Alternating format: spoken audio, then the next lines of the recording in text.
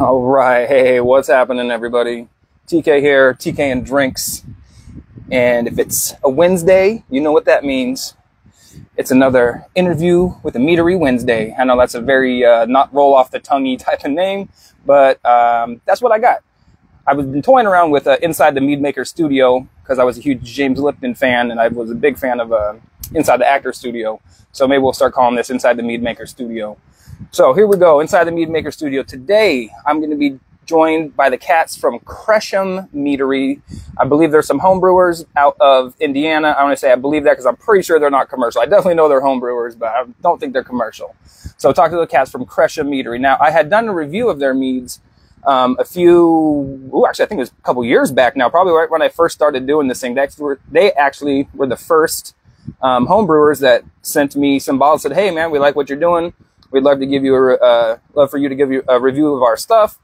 And they did, and I did, and I didn't, I guess I was kind-ish to them, but I ended up running into these guys at, oh, here they are right here. You know what, we'll just talk to them about it and let them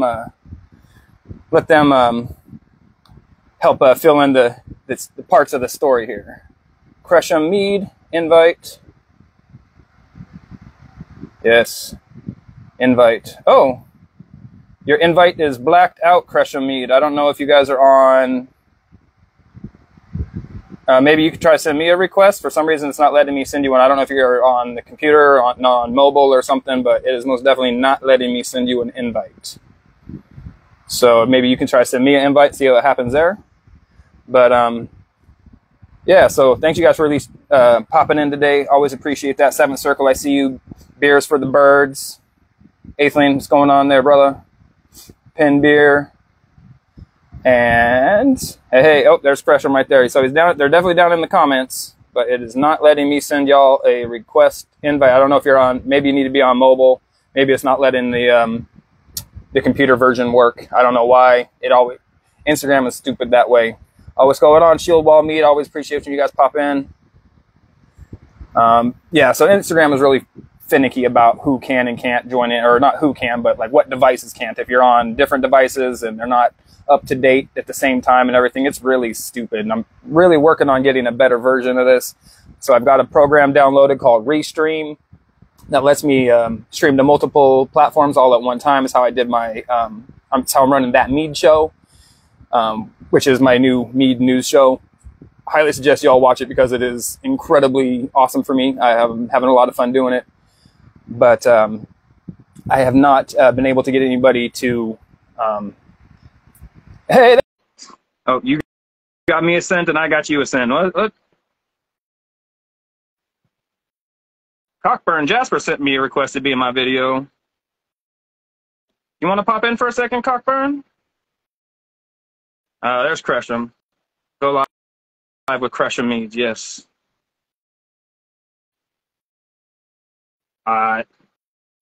Maybe it's just taking the time to connect it and everything. I definitely accepted the request. Accept the invite. Yes. Go live with Cresheim. Yes. I promise. And got an invite out to you. You got an invite out to me. You the invite. Yes. Go live. I'm actually on real Wi-Fi today. I'm not on a hotspot. I'm not on my connection on my 5G or anything like that. I'm on real legitimate, actually connected, like 100 and something megs a second Wi-Fi, and it's still acting off. Cresheim is unable to join. Of course. Why would we do anything? Why would anything ever go easily for TK and Drinks? Nothing ever goes easy. I see all these people. I watch so many live videos. Everybody just joins all the time. I have no idea what they're all doing different than what I'm doing. What's going on, Creaky? Maybe try to update your Instagram. I don't know, maybe it's not up to the latest date. I just updated mine yesterday. I had this same problem last week. I don't have any clue what's going on with this. But I will continue the story. So, as I was saying, so Cresheim Meads. Yeah, all right, we'll talk to Cockburn and Jasper while see if we can real quick. I never talked to this cat before. Actually, I don't think I've seen a picture of this cat before. Hey. Oh, There we go. Okay, there we go. Oh, so you're Cockburn Jasper then. You already know. I already know what it is. Yeah. 1 second here. I got to turn my fan down. It's too loud over top of you guys here. All right, there we go. Excellent. Thank you guys for joining in today. Appreciate that. Thanks for having us. Yeah.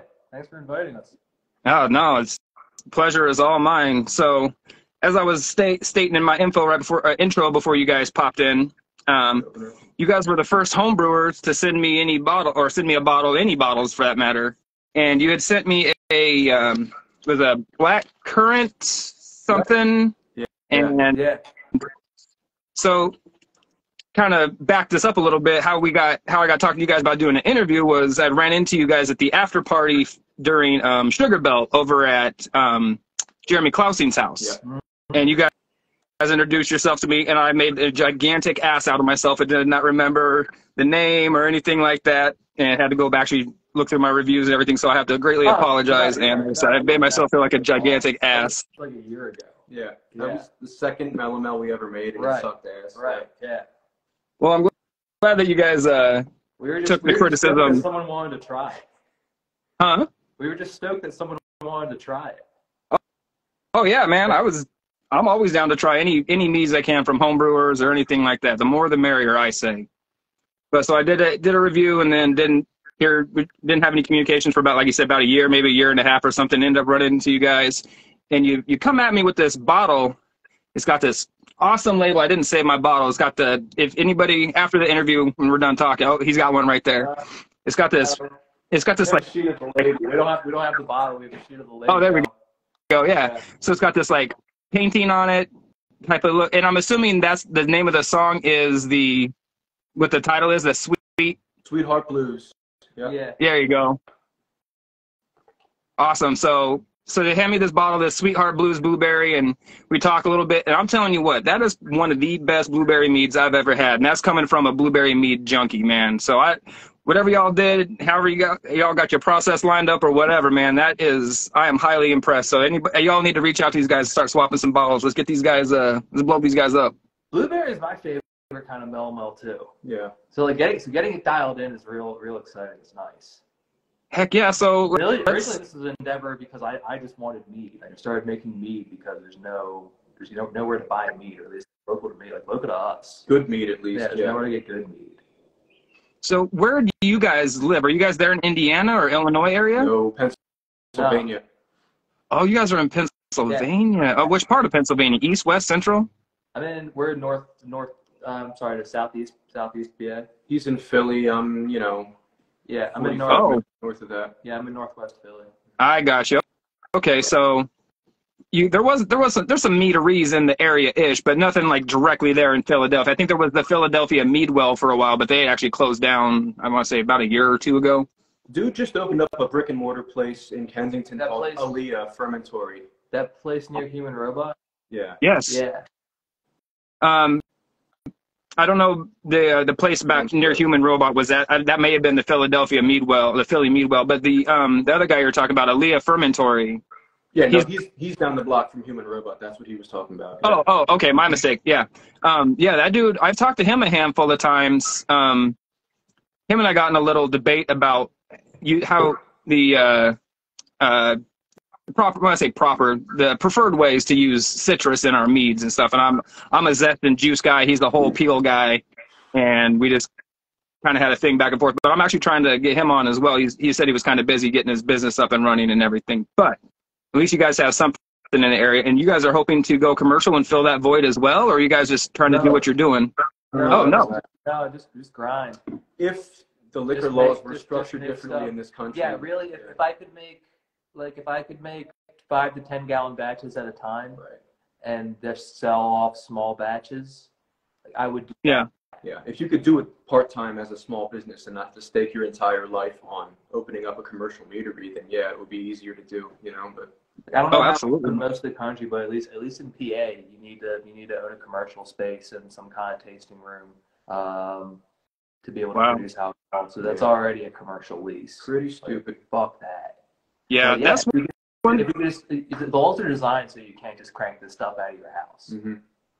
Right, and which is really stupid because there's so many different like home businesses, and that's even varies from state to state because it may be changing because there was a meadery I talked to up in Colorado, Dragon. Those dudes had a tasting room straight up in their garage attached to their house. Straight up legal, state legal. Now they've gone since, I think, because they grew and are now in a commercial location, but they were there in their garage for years. And so the TTB and the different red tapes and shit from state to state is absolutely annoying. So I completely understand what, the lack of desire to go commercial. And it's really a shame because, you guys are making a great product, and to not be able to share that with enough people, and and plus everything's getting stupid expensive, so it's it's understandable. Being able to really being able to share it with family and friends is like probably the best part of it anyway. Like I would love to be able to like make it for a larger audience, but I feel pretty satisfied just making it for people in my immediate circles. Hey, there's definitely nothing wrong with that. I think in the future we're going to see a lot more like co-brewers, people like brewing, like getting space inside somebody else's, a chunk of footprint inside somebody else's space and doing stuff like that. So you could, upscale a little bit if you needed to. But yeah, man, sharing it with your sharing with your friends and family is where it's at. Restaurants too. Like, restaurant would be like a breakfast place in the morning, and then like a cafe in the afternoon and evening, that kind of thing. Yeah, those co-spots. I don't remember what it's called, but yeah, that's freaking rad. Contract brewing, yeah, you see that a lot. There you go. Yeah, no, that's definitely the way to go about it, man. That contract brewing is significantly cheaper than, like you said, investing $250 grand or more into a commercial space and licensing and equipment and all that stuff. I've seen people do it for less, but if you're really trying to go big and do the thing, it's going to cost you some change. It's actually not a shitty idea. I wonder if anybody that owns a meadery would contract, a batch for us if we scaled up a little bit. Why not? Hey. It never hurts to ask. Money talks, right? Hey, I know a guy who brews up in the Scranton area, and he's got a meadery up there, Spacetime Mead and Cider Works. Great dude. His name's Dan. If nothing else, he could probably be a great wealth of information. The dude's been in the meat industry for a long time, and he'll at least point you in the right direction. Dan in Scranton?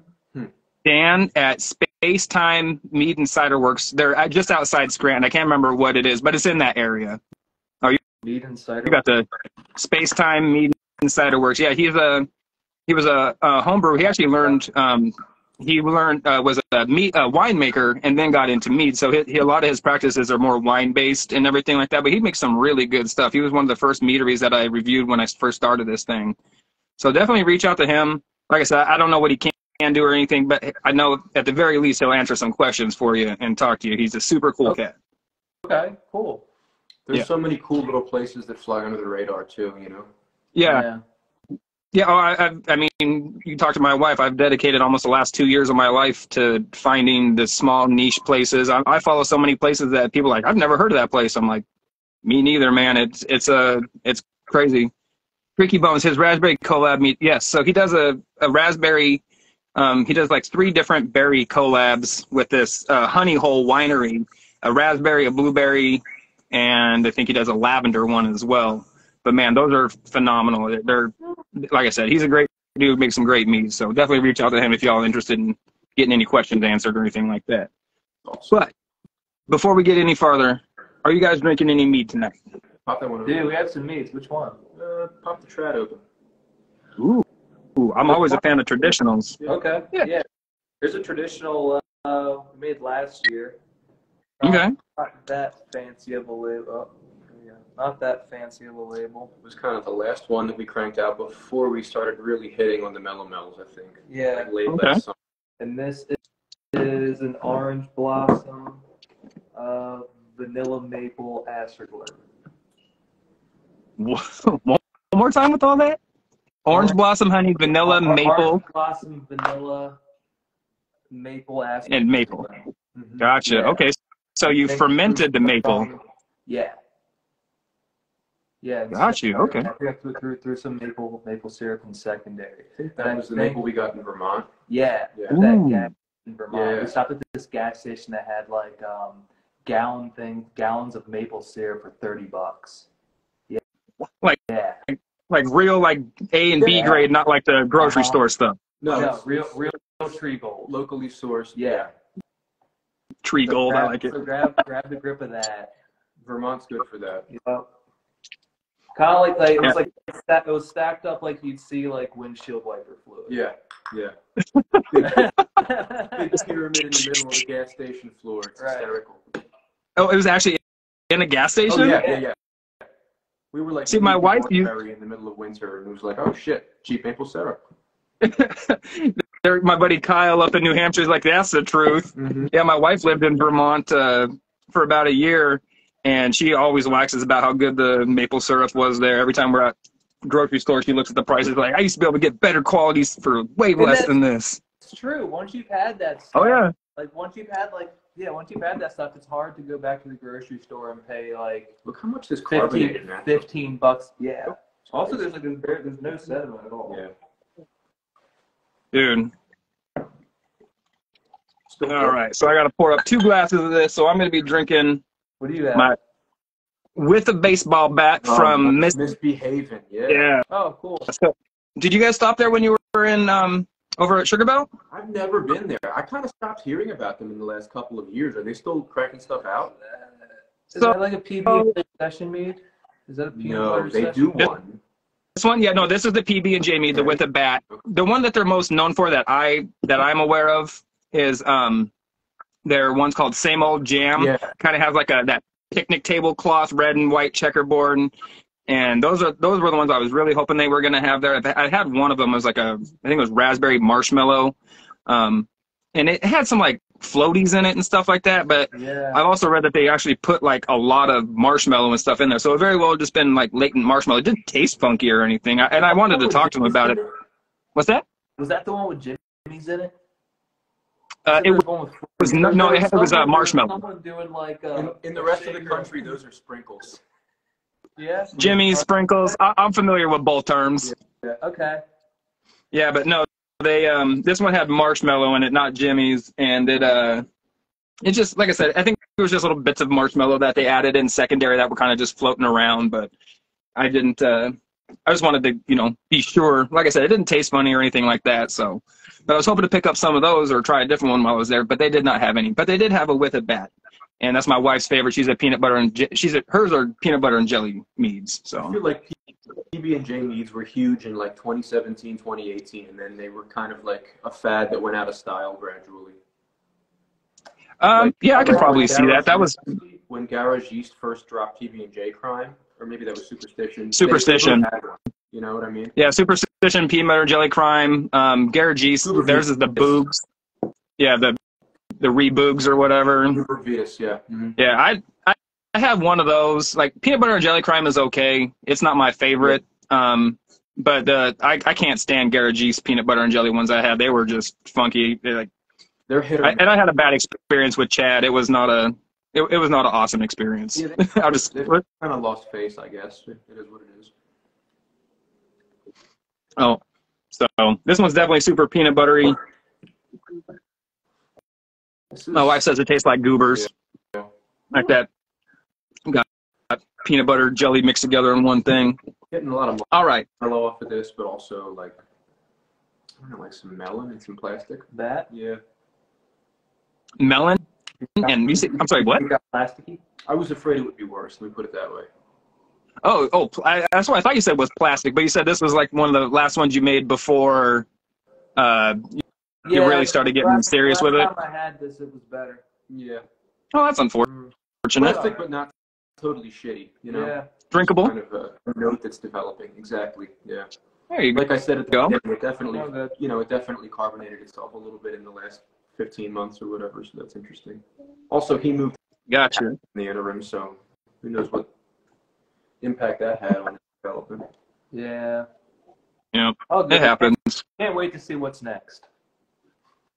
All right, well, we got questions starting to roll in here, and I think this is a good one to get started with. So my buddy Kyle up in New Hampshire, NEK Mead, said, how long y'all been making mead, and what got you started? I'd like to know that, too. Where got you started? How long you been doing it? What's all the background? I guess, can we trace it to my wedding? Is that reasonable? Yeah.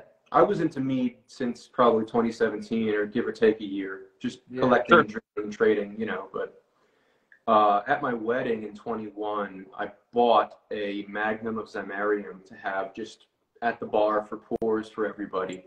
And a lot of people really loved that, you know, and Pap was one of them. I fucked with it especially. Yeah.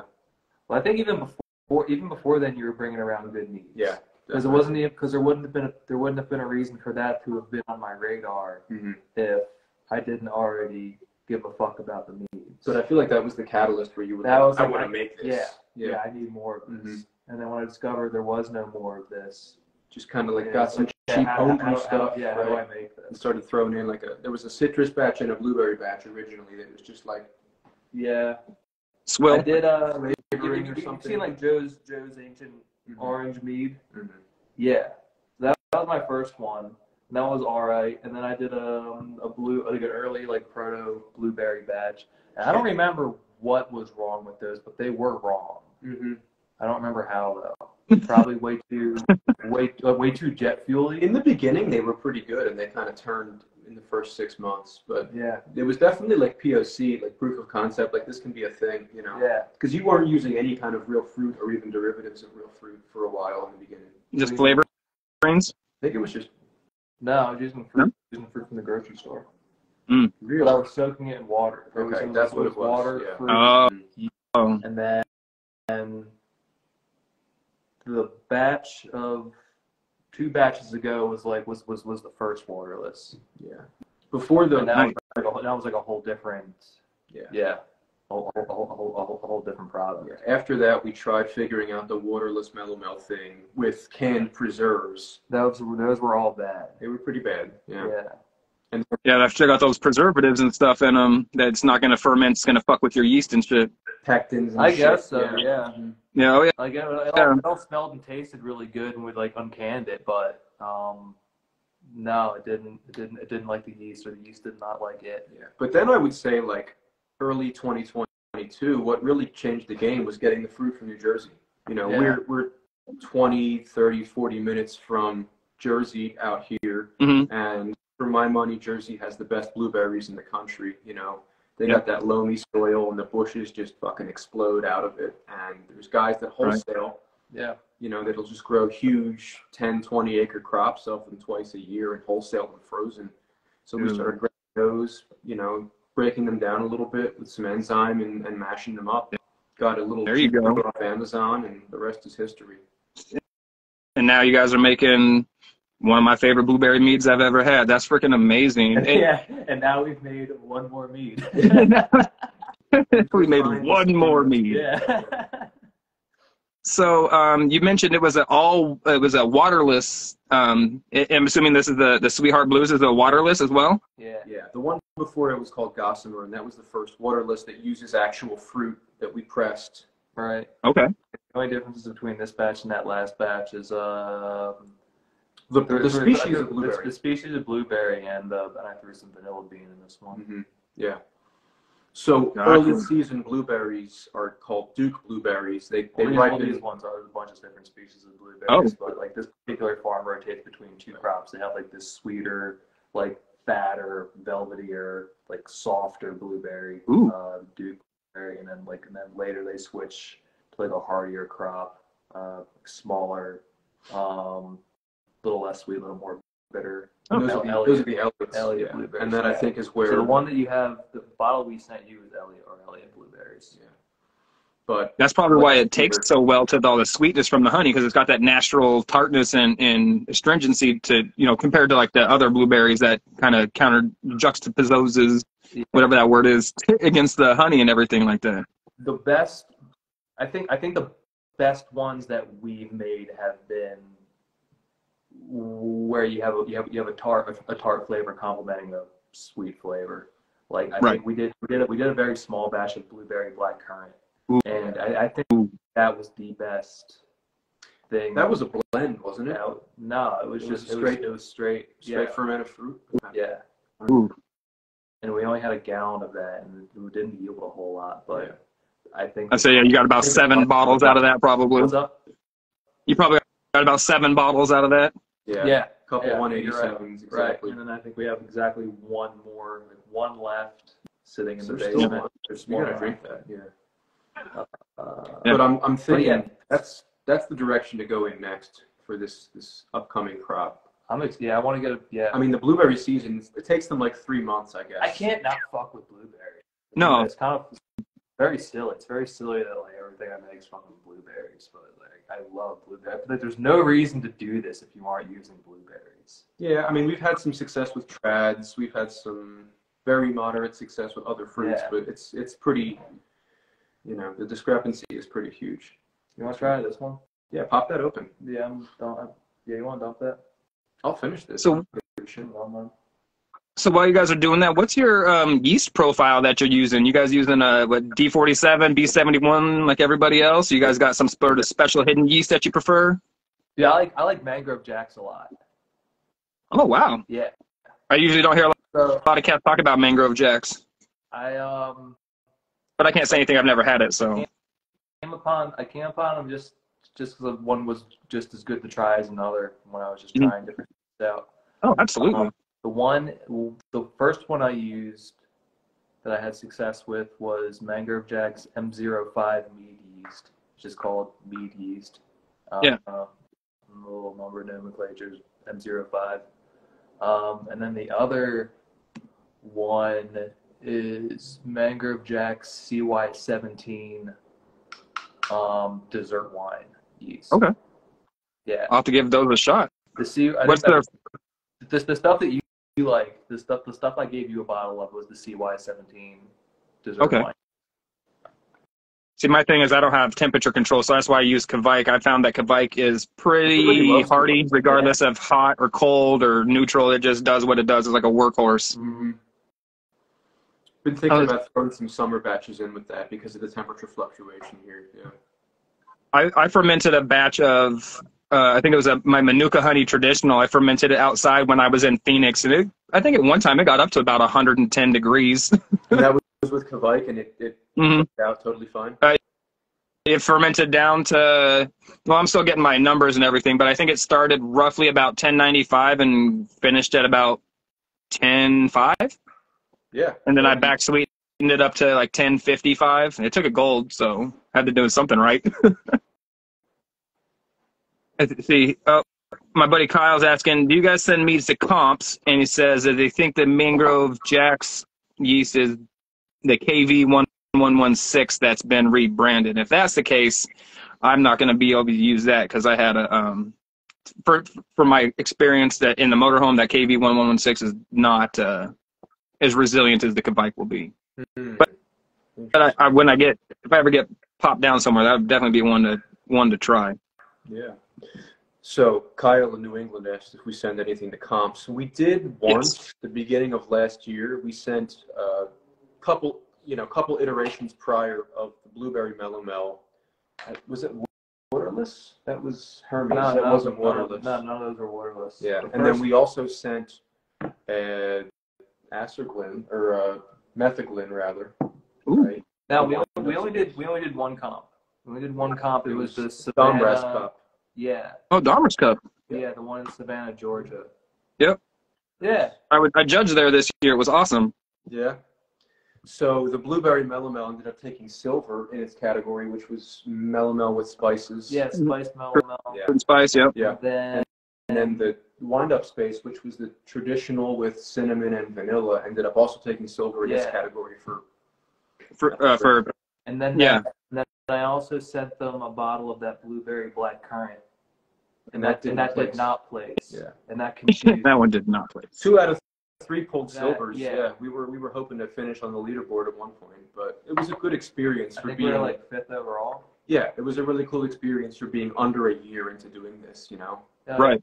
But since we've kind of prioritized just, you know, circulating it to people that we care about and know, and getting feedback from them. Yeah. Trading a little bit, this and that. You know, haven't really submitted the comps. Yeah. Well, I think that after party from Sugar Belt was an amazing experience. I mean, you had Jeremy Klaus in there, you had Elements Ambrosery there, you had Seventh Circle there, Alex from Honey Pot showed up over there. I mean, everyone's like, holy crap, Alex from Honey Pot's here. Actually, I'm going to go see him not tomorrow, oh, Friday. I'm going to go see, I'm going to hang out over there, crash the RV at his place, and yeah, go hang out at Honey Pot for the weekend. Nice. Cool. Yeah, so Sure. I'm assuming you haven't ever had or heard of Honey Pot. Well, they were short until the sugar belt. And I think oh my gosh. Honey Pot had the best, I think Table? one of the best meads of the festival. Yeah. Which one was that one? Probably the best. Yeah. Mm-hmm. Yeah, it was Honey Pot. Yeah. Honey Pot. Which one was that one? I think it was their Bruiseberry. Oh, The Bruiseberry. I think Bruiseberry. They have three. That's their third iteration of that one. They had the one in between. They had Bruiseberry. Then they did was called Coastal Bruiseberry, and they used like black sage honey or black button sage honey or something like that. That's my favorite from those guys that I've had so far. That thing was amazing. But yeah, no. If you guys ever have the chance, they don't ship or anything like that. It's all local pickups, and they don't even do like Osner releases or anything. It's all just straight up out of the meadery. Gotta have trade ammo, right? Or find a proxy in the area that'll come pick it up for you and ship it out to you. But yeah, no, Alex is one of my favorite commercial mead makers. That dude is, on top of being a cool cat, I've heard some interesting things one way or the other, but we all got back in histories and stories and stuff like that. But this dude is just phenomenal, and his meads are on top of that. For my money, yeah, they're the best thing coming out of California. Yeah. I would say I would say it's a toss-up between Lost Cause and Honey Pot. I think it depends on your style. Lost Cause or a Honey Pot, if you're really seeking out like the dessert meads and the berry bombs and stuff like that, yeah, then Honey Pot's your spot. If you're looking for something a little more well-rounded, berry bombs and dries and everything else, Lost Causes would be my actual. Well, I'm a Coveters Club member, so that's definitely the choice that I made. But either way, Alex's stuff is phenomenal regardless. Mm-hmm. We got Creaky Bones here, says, I'm one of PA's most accomplished amateur mead makers, 10-time Mazer Cup winners. If you guys are ever in need of any feedback. Creaky's been following me for a long time, so I would definitely reach out to that cat as well. Yeah. Yeah, and Kyle's right. That is more than 10 Mazer Cups, so that's back to at least 2013 that you've been entering, or 2012, because we haven't had Mazer Cup this year. And he says you got more to send out this year. Right on, brother. Man, I'll probably have to have you on sometime, Creaky Bones. Yeah. So what's your guys' you said your favorite ingredient to work with is berries, because you guys are starting to get into like the big berry bombs and stuff like that. What's your the plan for the next couple meads? Is it going to be just berry bombs? You got stuff you're going to try to dial in for possibly send into competitions? We were just cracking one of our last bottles of the banana boucher from last year. It's not hung on like it tastes like grandma's candy. Yeah. Yeah. The last time it tasted like banana runts. Yeah. I don't like that comparison. It tasted like banana, exactly like fake banana. You said banana runts. Yeah. I thought you said banana brats. I'm like, bananas and sausage? What? No. Banana runts, yeah. So I actually was talking to a guy who was running a meadery out of Ohio called Dysfunctional Delights. They've since closed their doors. Brad. Yeah. Yeah, Brad and Jamie. Yeah, I was talking to them, and he was telling me that banana runt flavor isn't like artificial banana. It's actually a different species of banana that produces that flavor that it basically kind of fell out of favor because they're not aesthetically appealing compared to the Kavanaugh bananas that, your traditional yellow banana that you can get at the grocery store. Right? No, they're not. I can't remember what the name of it is. I think it starts with an A, and it's kind of about this long. But I'm sure if you look it up, you can find it and everything like that. But yeah, it's just a different species of banana, like those blue bananas that produce that crazy vanilla flavor. Oh yeah. Yeah. So yeah, it's hard. From what I understand, it's hard to get those bananas in America anymore. You can get them from other countries and whatnot, but. Yeah, a banana boucher sounds amazing. I'm here for banana meads. That's probably my second, right behind the blueberry meads. Anything banana related, man. I had peanut butter banana, honey banana, or caramel banana, bananas Foster, any of that stuff. I feel like it's a little derivative. You know, a lot of people have a banana bochet, but just something that would be nice to get down. Maybe a banana, maybe a Concord grape. We get Concord grapes. Peanut butter and jelly and banana. No, not even the fuck the peanut butter. It's just jelly, grape and banana. Yeah. Hey, I'm here for that. That sounds good. A grape banana mead? Yeah. Ooh. And then, you know, figuring out other stuff like the first year's crop of blueberries should be up. Like, I think it's tomorrow he's starting to crank them out, tomorrow, right? Yeah. Yeah. So get a nice June crop of fat Jersey blueberries and figure out something to do with them. Maybe throw them in the freezer. Yeah. Oh, my man Kevin's got us on the banana reference. Gros Michel. Interesting. There you go. Okay. Yeah, so that's those types of bananas that good looking. So I'll never make a banana mead. They absolutely hate them. All right, Creaky. Well, maybe now you can't be on the show. The first month they're alive, they're pretty good. I feel like you love them or hate them. It's been a kaleidoscope of flavors so far. You know what? If you could do a dry banana piment and make it taste good, I think you would probably be like one of the ultimate mead makers, because that sounds absolutely terrible. Oh. Okay. Oh my goodness. Yeah, it's also hard to extract banana flavor. Yeah. Well, it's not like you can juice them or anything. Right. You stewed them in the bochet honey at first, I think. Right? I cooked banana. Caramelized them. Yeah. So the one like 2.5 hours. My favorite ones that I've had that have been the most commercially successful, straight up. There's always money in the banana stand, Michael. My man. Right on. Michael. Way to go, Chad. We love you, man. Now I forgot what I was even going to say about that. Freaking sidetracked me there. Banana meads. Yeah, so the banana meads, the commercial mead makers that make banana meads that are my favorites, they typically slice them and pan fry them, you know, get them caramelized a little bit, and then throw them in. I don't know if they're mashing them up or they throw them in like a, you know, like a 75 bag or something like that, or however many microns they want to use, but definitely it seems to be the cats that are making the ones that have the best flavor. It usually takes the most amount of work to put into it. There's a cat that makes a peanut butter and jelly mead. My favorite peanut butter jelly mead. Dude puts actual peanut butter in there. Puts it on a fucking, like, about 13 pounds of peanut butter, like the naturally separated kind with the oil on the top and everything. Scooped it all out onto cookie trays, rolled it out, dabbed all the oil off with like 24 rolls of paper towels. And then even when he was fermenting it and everything like that, afterwards he was constantly 3-4 ladles full of oil every day. I feel like that's just it's more work compared to putting peanut flour in there, but what do I know?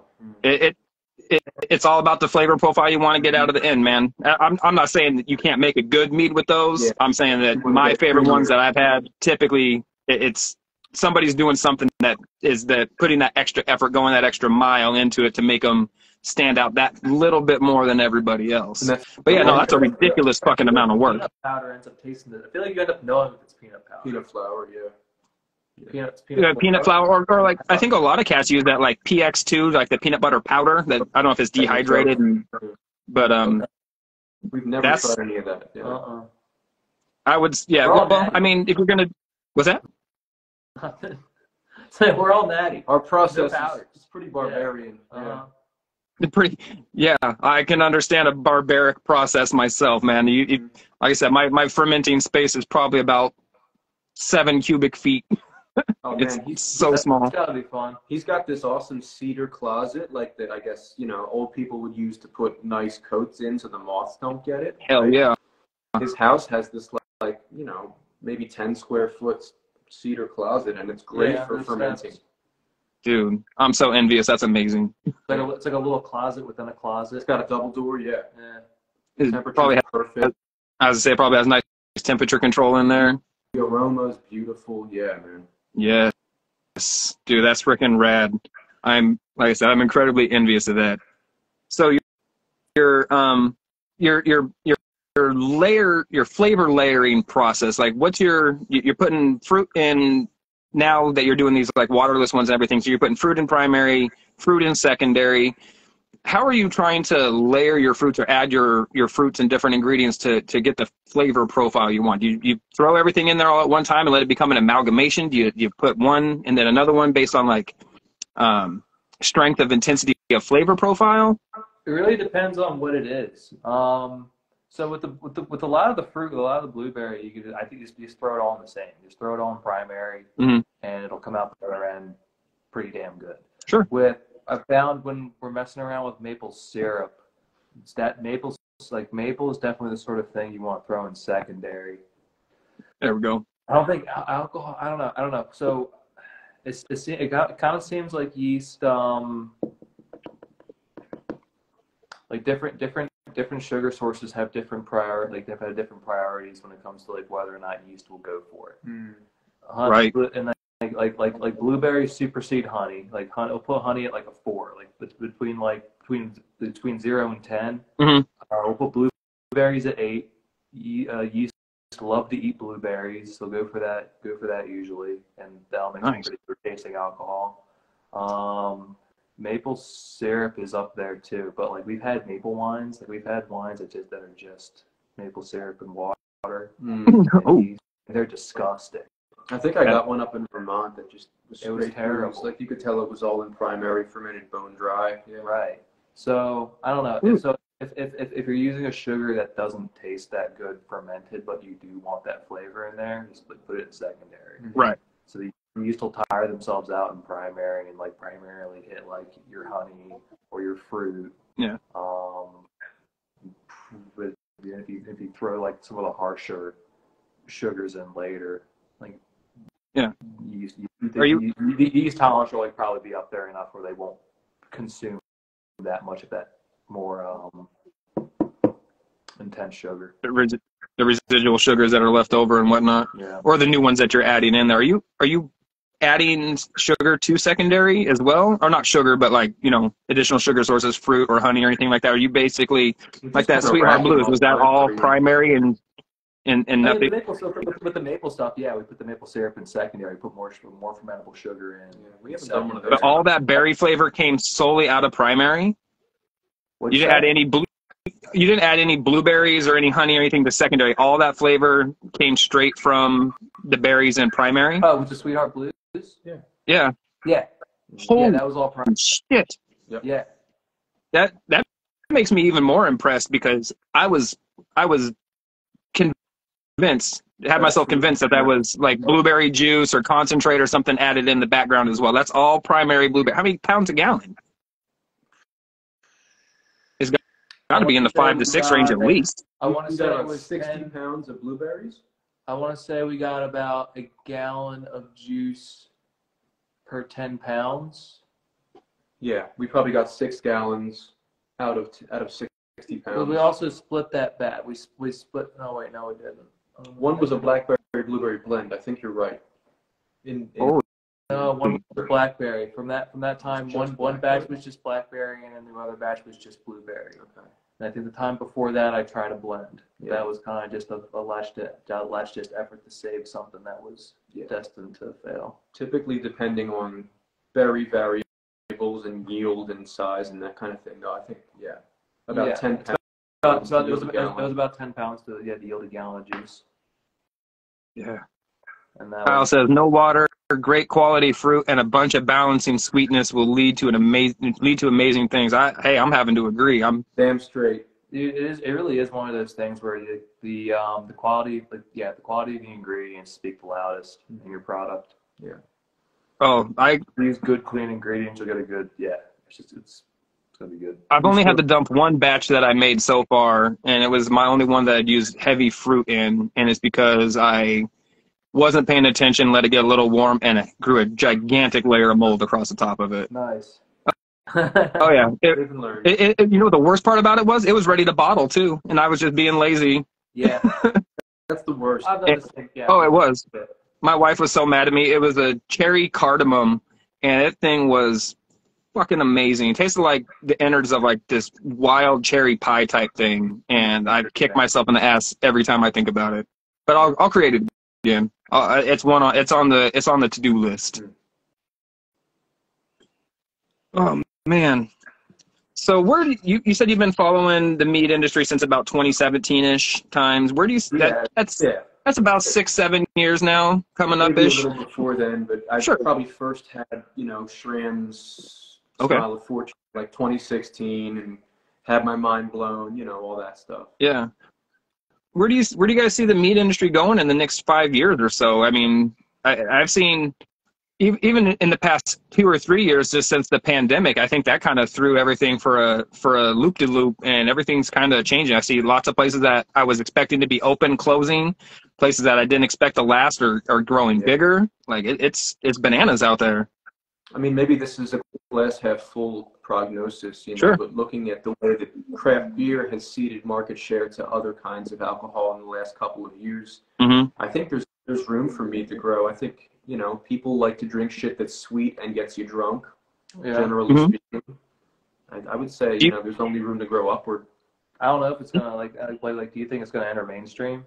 I don't think it's going to be like Truly and seltzer. No, definitely not. Maybe some session meads could if somebody, you know, really pimped it out the right way, but too much money. It's too expensive. It's too expensive. Exactly. Yeah. I mean, I was just something when you can just sell alcohol, you know, seltzers. Well, I mean, you really it's people that are like junkies for the stuff, you know, real meatheads and stuff that are out buying these things. I mean, because I was just at Lost Cause for their for the club party. And they got 16-ounce, you know, they got pint cans ready to go of their draft flavors for $16 Yeah. plus tax. It's like, get the fuck out of here. I mean, and I understand. Right. And I think you'll find maybe like 1 in 10 people who want something like that. Who want to spring $50 or $60 for a 375? You know, for like for a bottle of like this bespoke like nature nectar.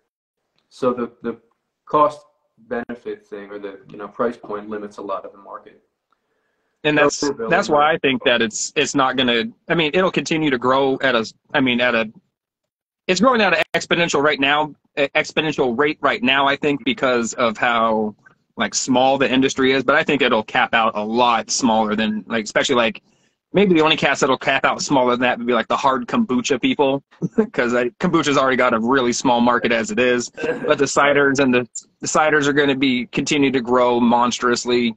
The seltzers are obviously going to continue to grow monstrously. It's just, I would almost compare it to like the craft liquor industry, like, you know, small mom and pop distilleries and that kind of thing. 100%. Kind of a prediction where the market cap would be. Right. But right, and who knows? Something like how Tito's started out, and before they came like the Sam Adams of vodka. Yeah, or you can never predict what's going to happen, like, culturally. Like, there could be some, you know, bullshit Netflix show that has somebody that drinks mead in it, and everybody's curious about mead all of a sudden. You know what I mean? Like, culture and that kind of. Yeah, exactly. You get somebody like Joe Exotic drinking a mead one time. Precisely. You get 800 million people seeing it that never seen it before, and all of a sudden, boom, there's a even if it's just a phase or a fad for a little while, there'll be people that would hang around. I can't rule out a mead fad, a mead boom. You know? I would love to see a mead fad or mead boom. I'd be cool. I used to say all time. But yeah. You know, a high tide rises all ships. I have a different interpretation of that phrase, but I think it still applies, man. You get a lot of volume in there. Right. You get a lot of, you know, subpar products that rise as well, but you also get the quality guys like you guys that would come up and benefit from something like that as well. Yeah. Says, I feel like mead is almost the same as allocated bourbon. That's a very solid observation there, Chad. Like, you know, those guys that are out getting those Blantons and those Eagles and the Rips and all that type of stuff. These guys, you know, have clubs and allocation. Like, you got whatever is, you know, they call it. I don't think they use like Vino Shipper or Osner, but they got the apps that they use and all that type of stuff. Yeah, there's a lot of bad meat out there, which certainly turns off new people to trying it. You're absolutely right. In the water, right? You want to go pick up a bottle of mead and you go and there's like, you know, somebody's half-assed Dragon's Blood project or something, you know. You drink that and you're like, oh, great story. Guy in college that I went to school with, this was, you know, 2011 or something, right? Goes to the liquor store and comes back with a bottle of, what's that cheap shit they used to sell? It was like, it's like Galahad's. It's like Camelot or something. Camelot, yeah. Camelot, yeah. Comes back with a bottle of this, you know. Galahad's Grail. Yeah, some weird King Arthur bullshit like that, but it's like a 15% traditional mead in like a liquor bottle. Ends up, you know, cranking the entire thing, gets sick as hell, pukes everywhere, and it's like, mead's terrible, I'm never doing that again. It's like, dude, you didn't even have what would be considered real mead, you know, but people drinking shit mead get turned off by it. Yeah. And then, like, I think the only thing at that point I heard about mead was someone we went to school was making it and was making it back in their closet. Yeah. And it's like, all right, grocery store honey. Sure. Right. That's mostly shooting out of river water. That's mostly like, yeah, high fructose. River water and grocery store honey. Ugh. Mm-hmm. Yeah. We need That's terrible. Mead to the people. Yeah. Chad, we have 2 beer bottles. Which one should we try? The pomegranate and pistachio? Yeah. Or we got Persephone from Chad here and the Empyrean. Ooh. You got a oh, you guys got a Persephone, lucky bastards. And what's the other one? The Empyrean, traditional. Yeah. Let's do that one. I got one too. Oh shit. Nice. All right, let's do it. Let's do it. All right, let me finish this. I don't have any water to rinse my glass out with, but I guess I'll just go in raw. Fit. Ooh, Chad's saying open the pomegranate. I don't know. I want to dome this one with TK because we're on. Yeah. You know. Wait, do you have one of his pomegranate bottles? Which one's that one called? Persephone? Persephone. Mom, will you grab that other bottle that's in there? The small one in the corner? Up front? Top right corner? It's another one of these. Oh, sorry, the next one. This is another one of these ones. I have another one. I don't think it's a Persephone. Unfortunately, I think it's the Phlegathon. Phlegathon is so good. Yeah. If you have that. I already crunched that one. Yeah, I don't think I have it. So yeah, let's do this one. Sorry, Chad, I don't have a pomegranate one. I think we tried this at Human Robot. Philly. Yeah. In like March or something. I think Chad shared an Empyrean and a Phlegathon with us when he and his friends came over to Philly. Okay. We good? Got her. All right. That sounds about right. Doink. It's killing me that I don't have a water bottle to rinse this out with. All right, well, here we go. Just spit in it, TK. It'll be fine. All right. So now, if memory serves, I got the cool undercover bottle with the paint pen on it. You guys got a legit label. So this one is the wildflower traditional. West Correct? Virginia wildflower honey. Absolutely. Yes. Okay.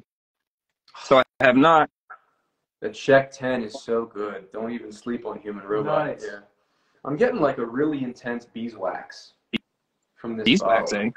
which is awesome. I'm getting a very heavy floral note off of mine. Yeah. I guess it's a little bit waxy on the bottle. Yeah. Cheers, guys. Chad, did you put Cheers. that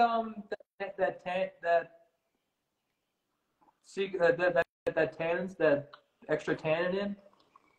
It almost has like a little bit of like a little bit of green apple type of smell in there. I get a ton of pollen now that you mentioned it, TK. Yeah, very floral. Very floral. And like I said, I get like a green apple type of aroma in there. Mm-hmm.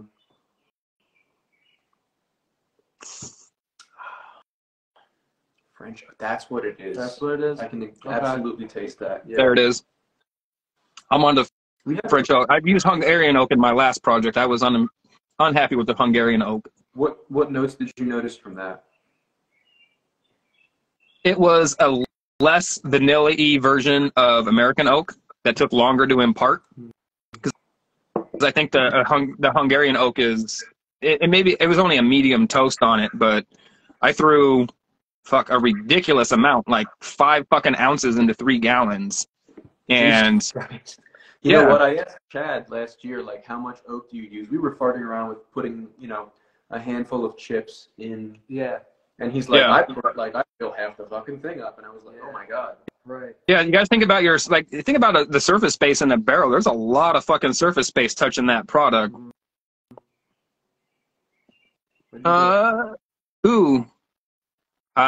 Man, Naim Kaiswick? No, We know that guy. I cannot pronounce Polish names. That's Nimkowitz. Nimkowitz.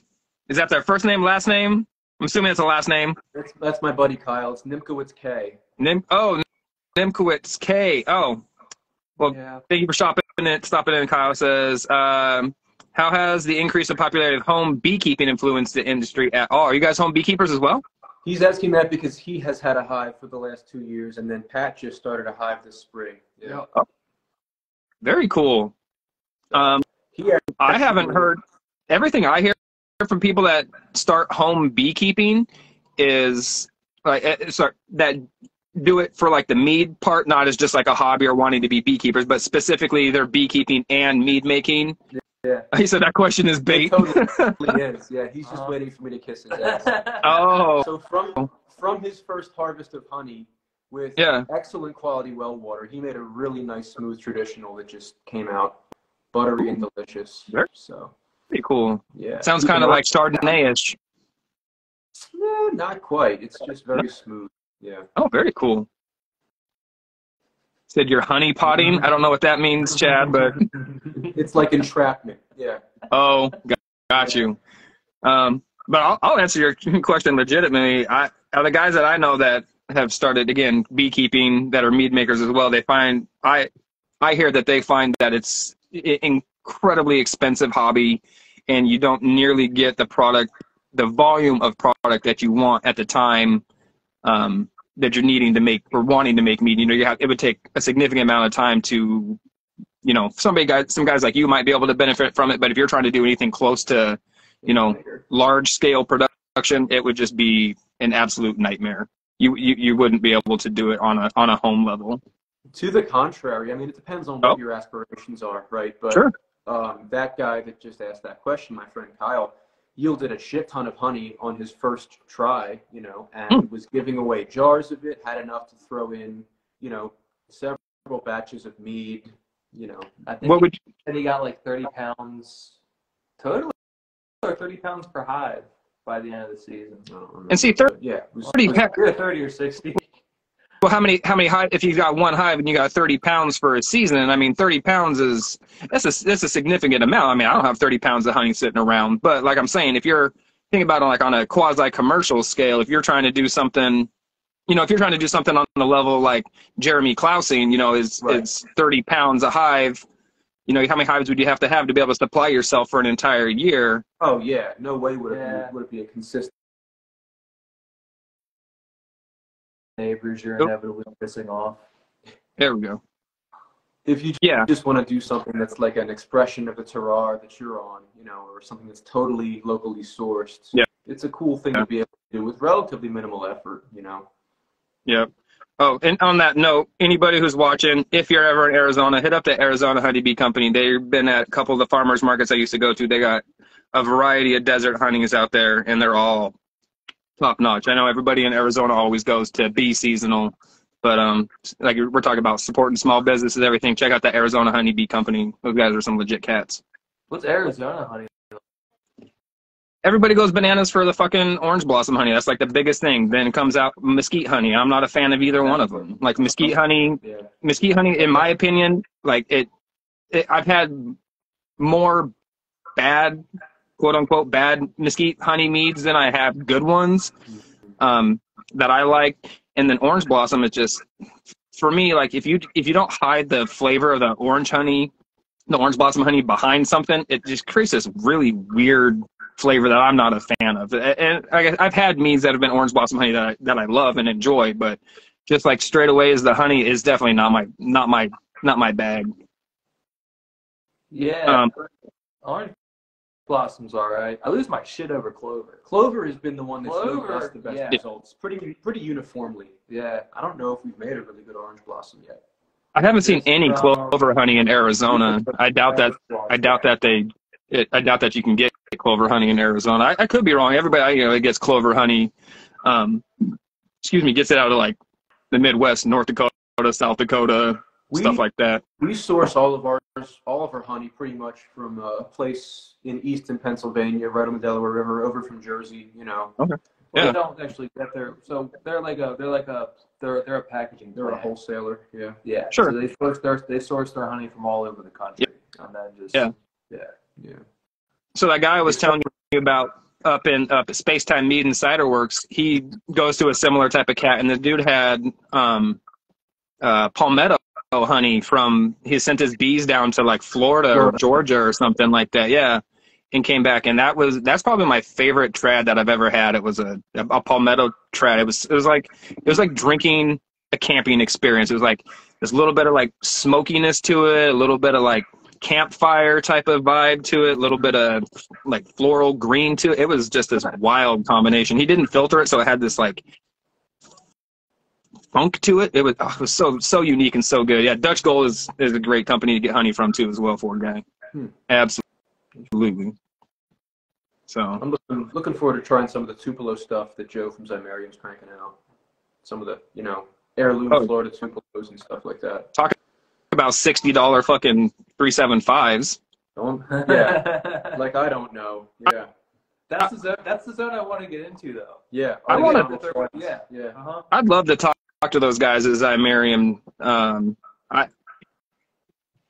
not sold on it. I haven't drank the Kool-Aid yet. Of the ones that I've had, like I had one of the ones at Sugar Belt that was pretty good, but like I had like their Endless Blueberry, like compared to other blueberry ones that I've had for the 375 bottle for a price, like your guys' blueberry one blows the fucking Endless Blueberry out of the water, hands down. I have two bottles of that. I have an Endless Blueberry and I have an Endless Blueberry Vanilla.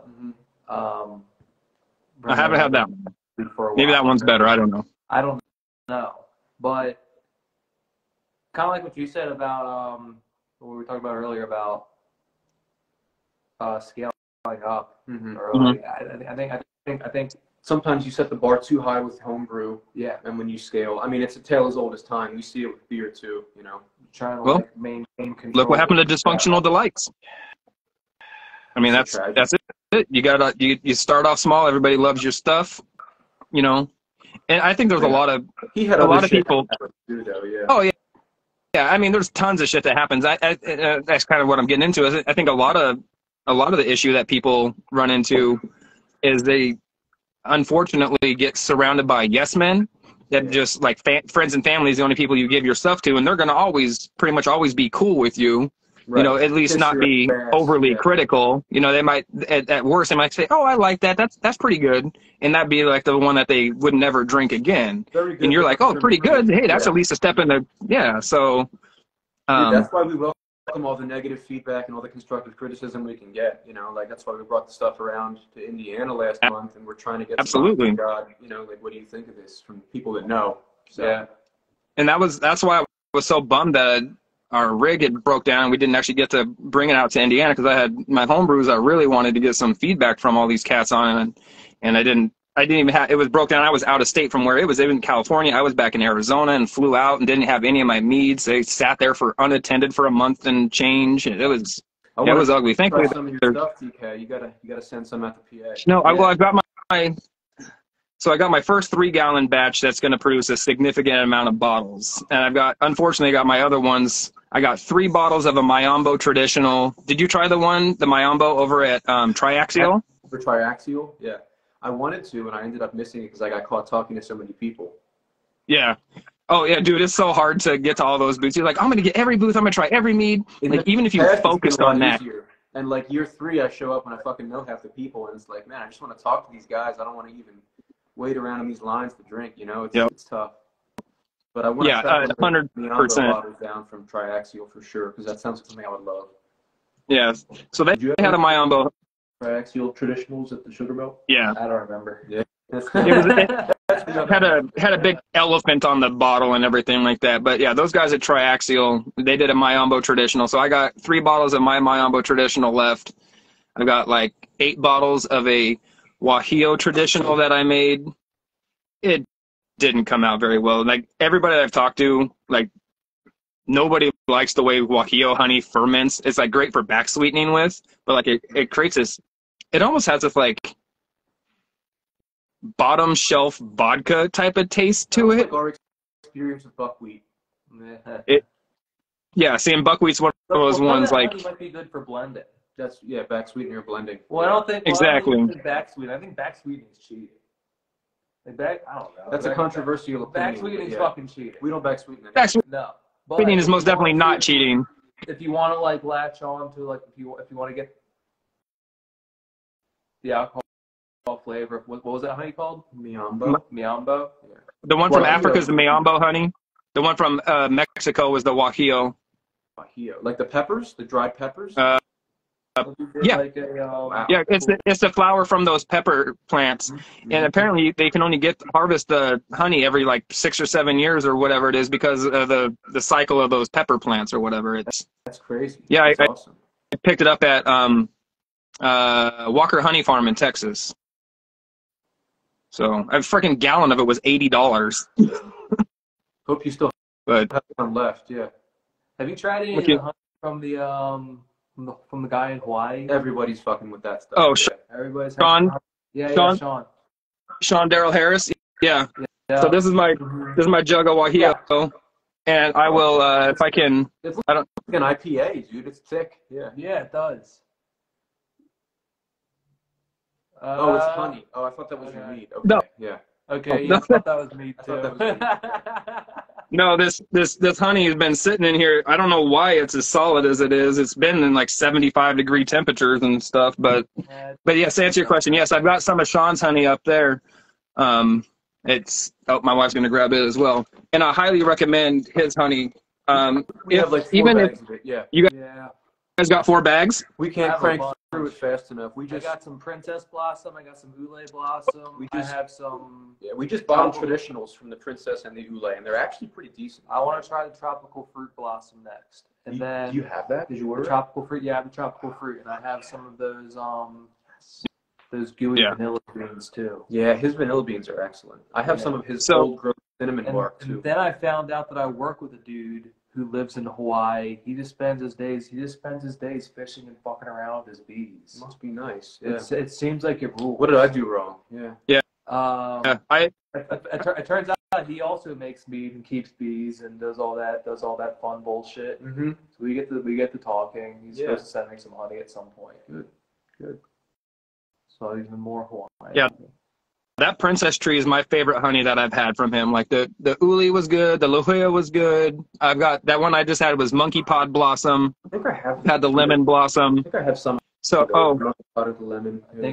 I think you have some enough for like a gallon. I think you have some macadamia nut and some. That's right, I do. Yeah. And some Monkey Pod. Definitely more to come. Yeah. The Sean vanilla beans are goat tier. Yeah. So the bass player in like sex.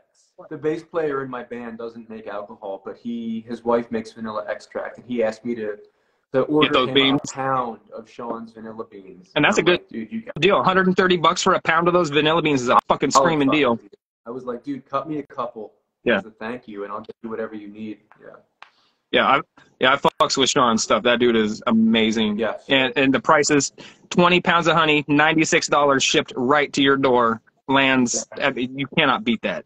And he felt bad when he was raising his price to 96 from 90. I was like, dude, you could charge $60 more, and it's still a fucking steal. Like the Grateful Dead said, the last fair deal in the country, right? Oh, dude, 100%.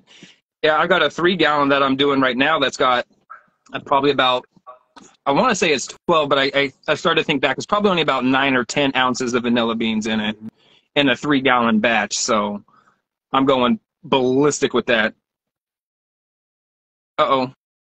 Did I lose you? Gotcha. Oh, there we go. Sound is back. Yes. All right. Can you hear me still? Yes, sir. Absolutely. All right, cool. So we are coming up on like an hour, a little over an hour. If you guys got a couple more minutes. Oh.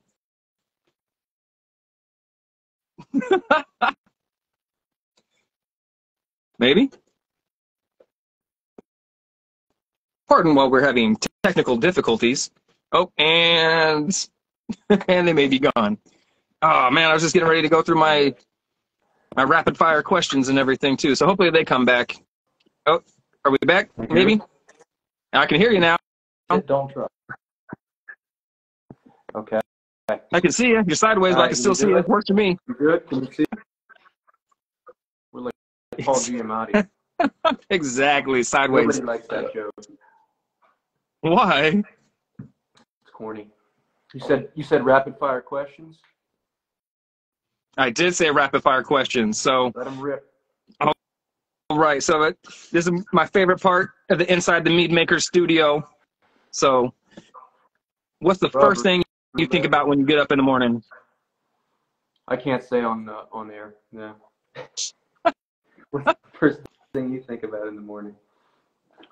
I hope my dog doesn't go shit on the floor before I can get up and take her out. That's PG-13, right?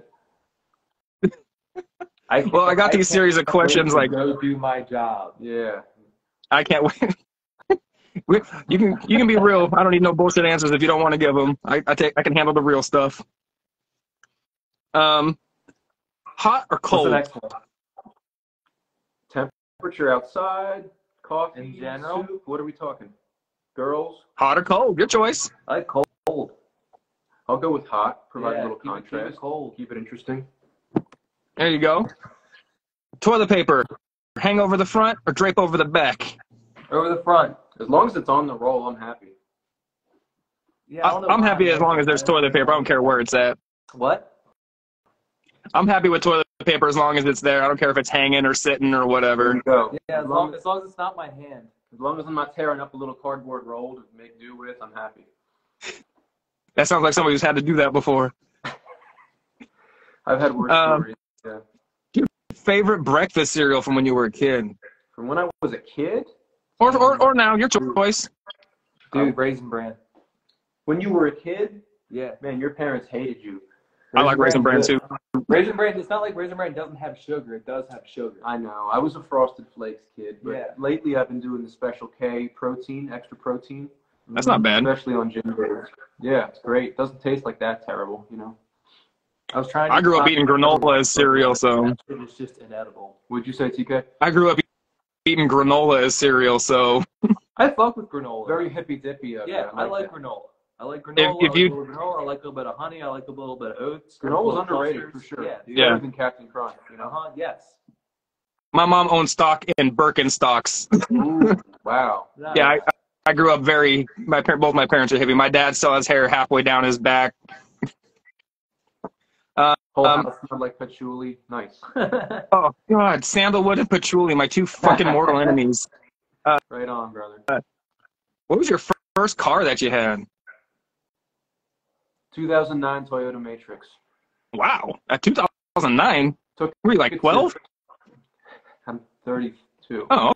Took it to 230,000 miles and whoa. gasket. Yeah, they run forever. Can't recommend them enough. You still see them out there.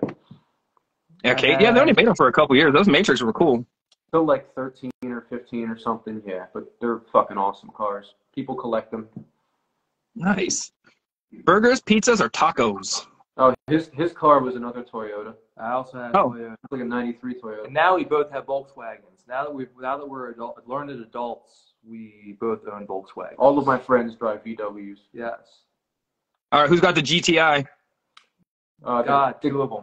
No, you and no, I don't have a GTI. I have a Golf. My buddy that has the B's that commented has the GTI, and I think one other one. And then his neighbor also has GTI. Yeah. Also bought his same exact car. Mm-hmm.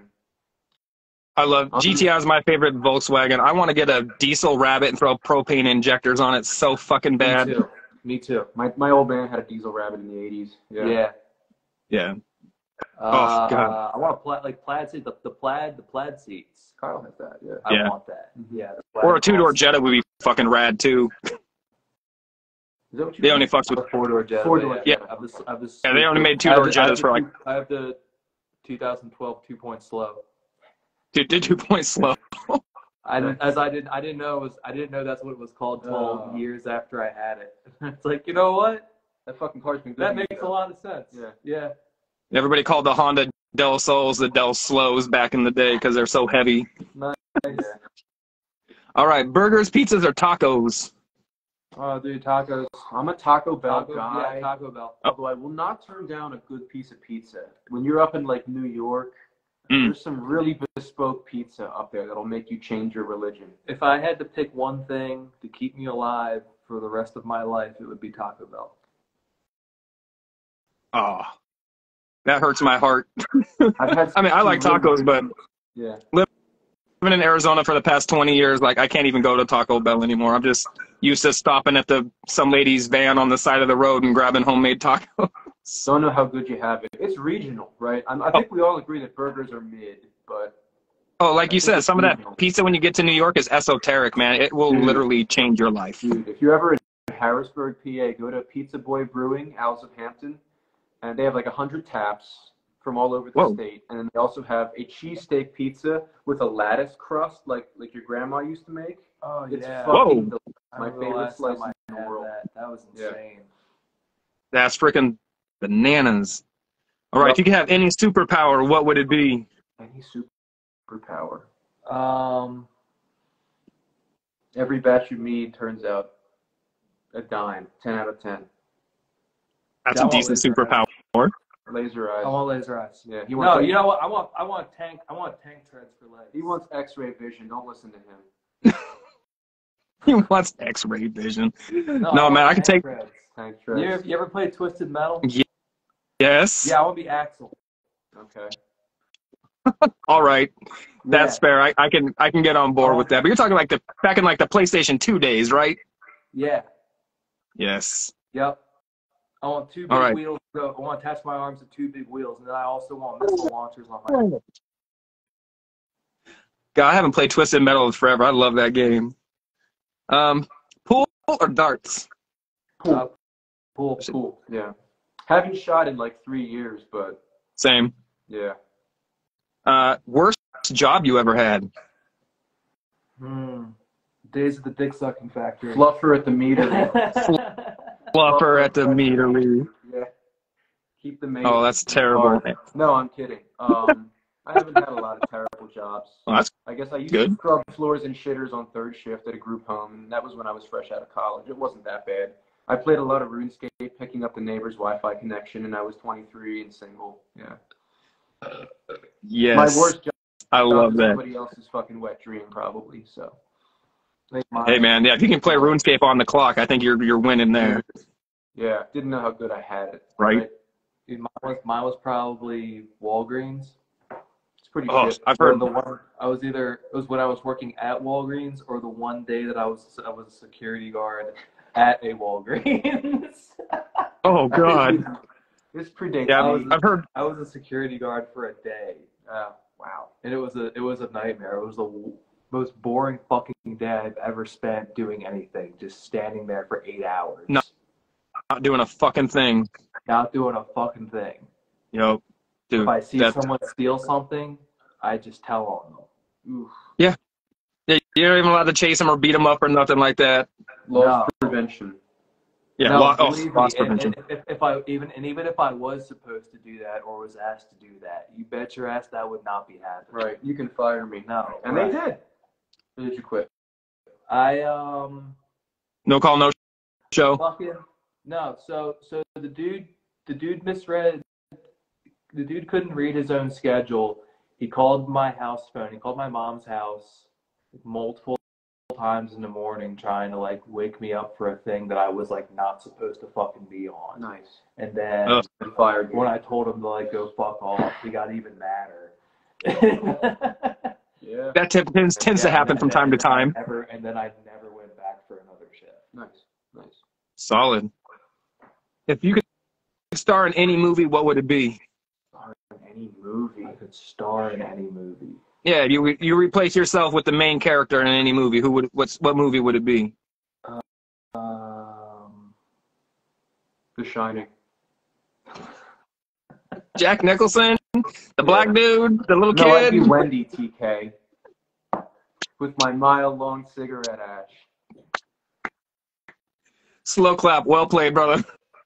Yeah, I work with a girl who looks exactly like Shelley Duvall. That's crazy. Whoa. And I want young Shelley Duvall or like.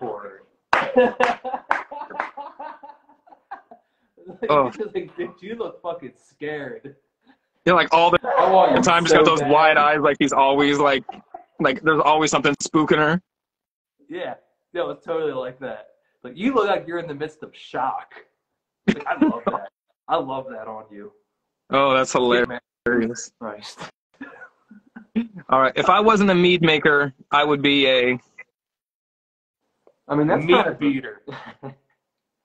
That's kind of a loaded question. I mean, I'm not. Yeah, we're already other things. Yeah, We're already not meat makers. If I weren't a lover, I'd be a fighter. If I worked my aunt, I'd be my uncle. I don't know. My aunt had balls. She'd be my uncle. Yeah, that one. Fair enough, man. That's a very astute observation I should have been on.